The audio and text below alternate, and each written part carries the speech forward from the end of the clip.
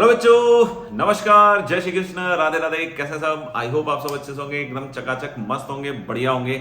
I am Amarnath Anand, Anna sir, B Tech from IT Delhi, और स्वागत है आप सभी का इस चैनल पे जिसका नाम है अन्ना एकेडमी कोटा। अगर आप इस चैनल पे नए हैं तो फटाफट से इसको सब्सक्राइब कर लीजिए, क्योंकि ये आपकी जर्नी में एक बहुत ही महत्वपूर्ण चैनल होने वाला है। मैं 19 सालों से कोटा, जो कि शिक्षा की काशी है, वहां बच्चों को मैथ्स पढ़ा रहा हूं। एंड अंडर माई मेंटरशिप बहुत सारे स्टूडेंट्स ने बहुत अच्छी अच्छी रैंक्स भी निकाली है, लाइक AIR 1 2 3 6 8 9 10 12। टॉप 100 में बहुत सारे रिजल्ट्स आए हैं, टॉप 1000 में भी बहुत सारे रिजल्ट्स आए हैं, और सिलेक्शन भी भरमार हुए हैं, राइट। तो वो सारी जो जर्नी है मेरी 19 ईयर्स के एक्सपीरियंस की, उसके हिसाब से जो चीजें मैं आपको बतला रहा हूं, अगर आप उसको फॉलो कर पाते हो तो बहुत बहुत शानदार रिजल्ट आप लेकर आने वाले हैं, ऐसा बिल्कुल पक्का है।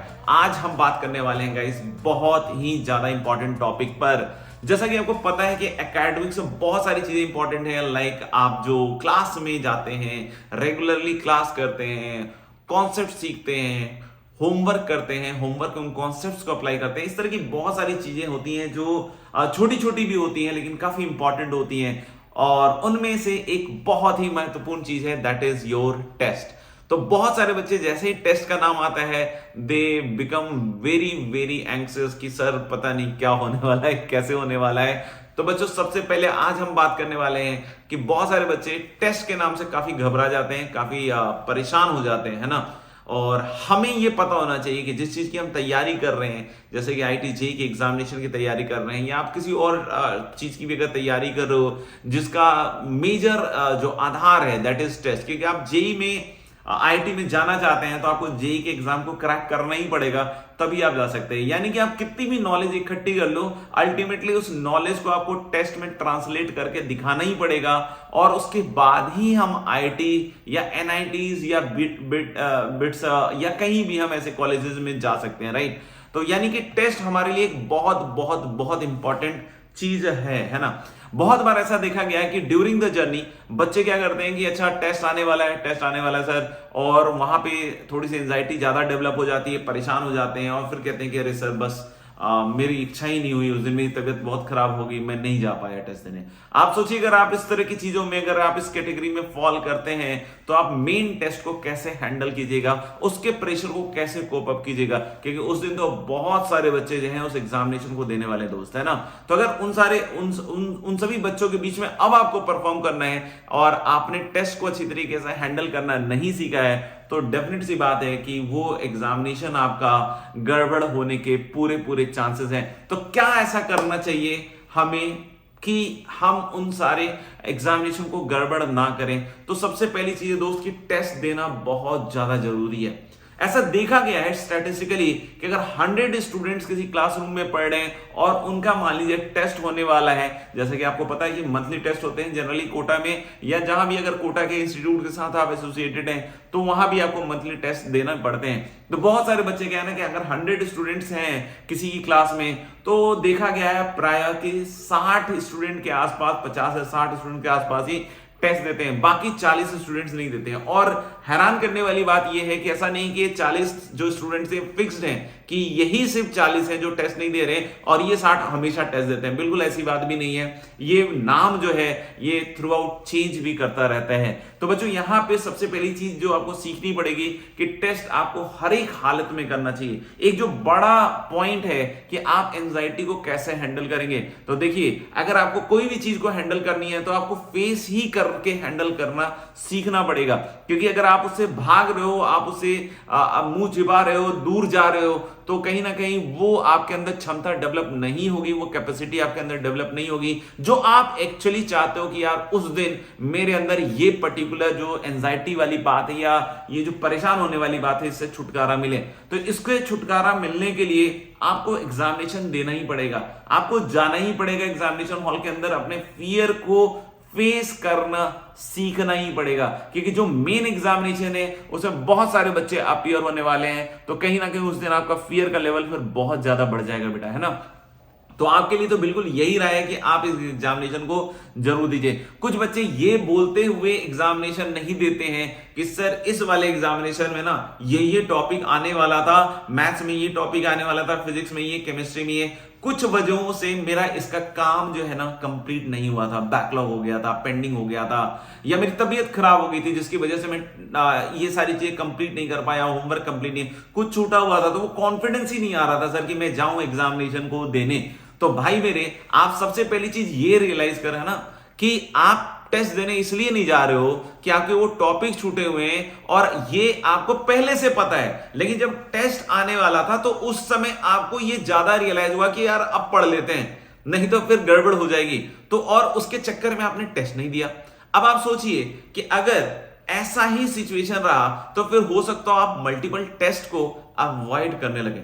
मेरा कहना है यहां पे कि आप चाहें तो ये टेस्ट दीजिए, है ना, चाहे नहीं, आप ये टेस्ट दीजिए सो दैट कि आपको लॉन्ग टर्म के लिए याद रहे कि यार ये टॉपिक्स मेरे कंप्लीट नहीं हुए, क्योंकि उनमें अगर आपकी परफॉर्मेंस अच्छी नहीं निकल के आई तो आपको और ज्यादा अंदर से थोड़ा सा रिग्रेट होगा कि यार इसको मुझे कंप्लीट करना है, क्योंकि अभी तो सिर्फ टेस्ट के नाम से आपके अंदर वो इनिशिएशन का प्रोसेस आया है, वो जो इनिशिएट कर रहे हो आपकी उन सारी चीजों को मुझे कंप्लीट कर रहा है, वो इनिशिएशन का प्रोसेस का जो ट्रिगर पॉइंट है वो कहीं ना कहीं आपका टेस्ट है। तो एक बार टेस्ट दे लीजिए तो ये ट्रिगर पॉइंट थोड़ा लंबे समय तक काम करेगा। ऐसा ना हो कि ट्रिगर पॉइंट आया टेस्ट के चक्कर में और फिर जैसे ही टेस्ट ओवर हुआ आप भूल गए कि आपका फिर से ये पेंडिंग काम रह गया भाई, है ना। तो भाई अपने को ये समझना पड़ेगा कि यहां पे हमें बिल्कुल सही डिसीजन लेना पड़ेगा, यानी टेस्ट आपको इस हालत में भी देना ही चाहिए। कुछ बच्चों की ये बात होती है कि सर बुखार आ गया था उस दिन, है ना, बुखार आने के कारण मैं ना एग्जामिनेशन नहीं दे पाया, है ना, 6 घंटे का एग्जामिनेशन था सर, हम कैसे दे सकते थे, हमारी तबीयत खराब हो गई थी, है ना। आई कैन अंडरस्टैंड बेटा and I have full sympathy with you. ऐसा नहीं है कि मैं सिंपैथी नहीं रखता हूं आपके साथ, लेकिन पॉइंट मेरी थोड़ी सी आप समझने की कोशिश करना, है ना।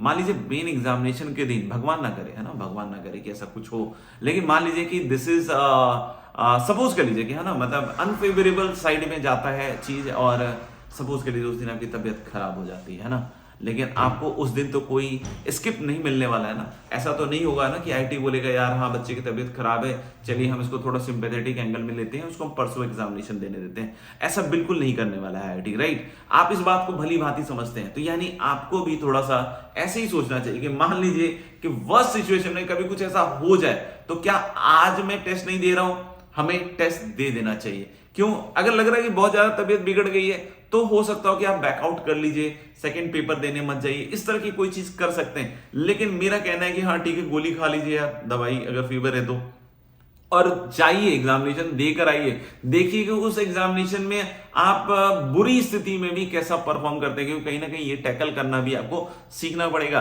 टेस्ट ही वो द्वार है, टेस्ट ही वो रास्ता है जो आपको आगे के लिए गाइड करता है। मान लीजिए टेस्ट मेरा अच्छा नहीं हुआ, परेशान होने वाली बात नहीं है, हमें एक रास्ता मिला है कि हमें इसको और अच्छा करना है, और अगर तबीयत भी खराब है तो भी हमें देना चाहिए। क्यों? क्योंकि हमें ये सीखने को मिलेगा कि अगर तबीयत खराब भी है तो भी हम टेस्ट को कैसे हैंडल करें, है ना। बहुत सारे बच्चे इस बात के कारण टेस्ट नहीं देते हैं जस्ट बिकॉज कि सर हमको ना टेस्ट देते वक्त ऐसा लगता है कि यार हमारी ये चीजें छूट गई हैं, टेस्ट में हमारे नंबर कम आएंगे और फिर हमारा मोटिवेशन कम हो जाएगा और उसकी वजह से हम टेस्ट नहीं दे रहे हैं। अरे यार मोटिवेशन कम हो जाएगा, ज्यादा हो जाएगा, ये कोई बात थोड़ी होती है ना।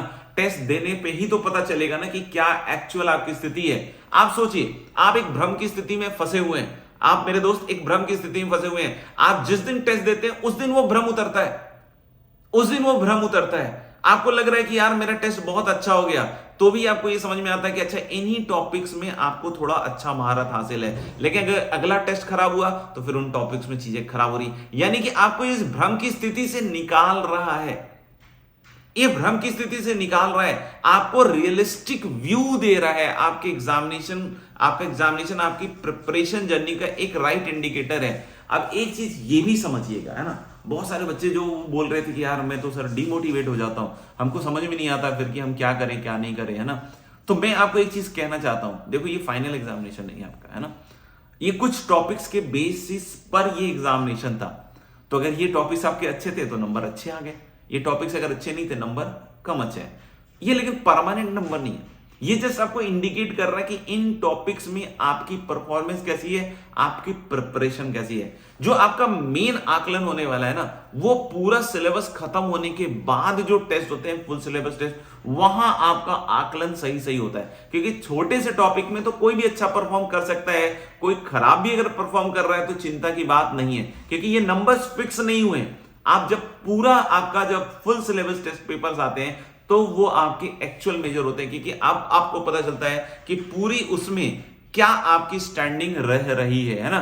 तो हम यहां से इस चैनल के माध्यम से बच्चों से बस यही अपील करना चाहते हैं कि भाई आप टेस्ट स्किप मत कीजिए। अगर 100 बच्चे हैं तो आप मान के चलिए कि यार 90 बच्चे तो कम से कम टेस्ट में अपीयर करें। 100 आउट ऑफ 100 अगर सब सीरियस है, एस्पिरेंट है, तो जरूर अपीयर करिए, क्योंकि टेस्ट ही वो, मैं आपको बार बार बतला रहा हूं कि इंपॉर्टेंट पार्ट है जहां से आपकी जर्नी जो है ना ज्यादा ट्रिगर होती है। बहुत बार मैंने ऐसे देखा है कि एग्जामिनेशन देने के बाद बच्चा आया, परेशान हो गया, लेकिन उसके बाद फिर उसने बिल्कुल फटाफट से एनालिसिस किया, देखा, सीखा, और उसके बाद वो बिल्कुल अच्छे से पढ़ाई में लग गया और उसको और अच्छा इंप्रूव करने लग गया। नेक्स्ट टेस्ट के लिए 4-5 पॉइंट्स इकट्ठे कर लिए, मुझे नेक्स्ट टेस्ट तक कैसे अच्छा करना है, स्ट्रेटजीज डेवलप करी उन्होंने, और उसके हिसाब से फिर आगे बढ़ते गए और इस जर्नी में बहुत अच्छे रिजल्ट को लेकर आए हैं ना। एंड आई होप आप सब भी अच्छे रिजल्ट्स को लेकर आइएगा। अगर आप इस मेरी बात को मानते हैं तो टेस्ट किसी भी कीमत पे बच्चों मिस मत कीजिए, ठीक है ना। और आप में से बताइए कि कितने बच्चे ऐसे हैं जो रेगुलरली टेस्ट देते हैं, कुछ भी हो जाए सर टेस्ट तो मिस नहीं करते हैं। और ऐसे बच्चे भी जरूर लिखकर बतलाइए कि yes sir, I take this place right now, कि आज के बाद मैं कोई भी टेस्ट मिस नहीं करूंगा। जिस टाइम पे टेस्ट, अगर उस टाइम पे मतलब उसी टाइम पे मैं देने की पूरी कोशिश करूंगा। जरूर इस तरीके से मैं अपनी इस जर्नी को और अच्छा करने वाला हूं, ठीक है। तो thank you very much for listening me. और अगर ये वीडियो अच्छा लगा हो तो अपने फ्रेंड्स के साथ जरूर शेयर कीजिएगा। और अगर अभी भी चैनल सब्सक्राइब नहीं किया तो जरूर सब्सक्राइब कर लें। Bye bye, take care, see you all.